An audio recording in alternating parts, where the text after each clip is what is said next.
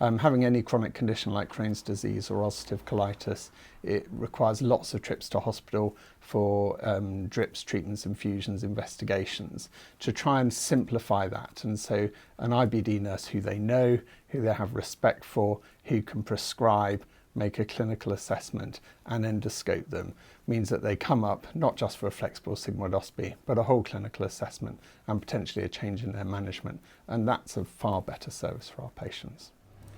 My name's Heather Johnson. I'm an inflammatory bowel disease nurse specialist at the Royal Bournemouth Hospital. It's been a big journey, and the change that's been most prevalent is doing the nurse flexible sigmoidoscopy clinic. So I've learnt to do colonoscopy training, but for flexible sigmoidoscopy.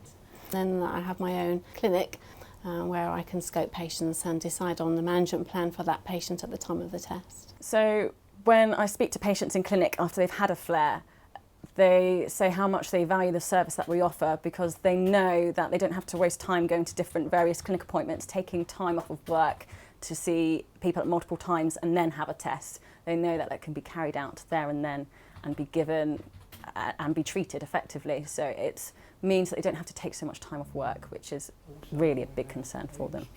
So for the patients, their flare is treated quite promptly and they leave the department with a new management plan. I'm very keen on collecting data, and I can show the trust that this service, 92% of patients leave my endoscopy clinic with a new management plan, whether that's patients in a flare or to assess patients for biological treatment.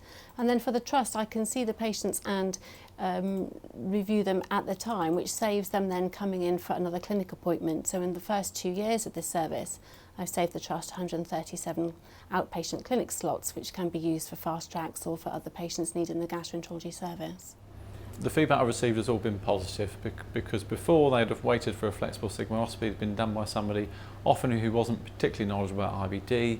They'd then wait for those results to feed back to the consultant or the nurse specialist before treatment was started. So for the future, our aim would be to develop more nurse specialists, so more, not only doing the sigmoidoscopy test, but then following the patient through, so they review the patient in clinic. So you have more nurse specialists reviewing patients in clinic, looking at the histology results, checking blood results and formulating the plan for that patient. And it's really good for nurse education to be able to develop more nurse specialists in this role.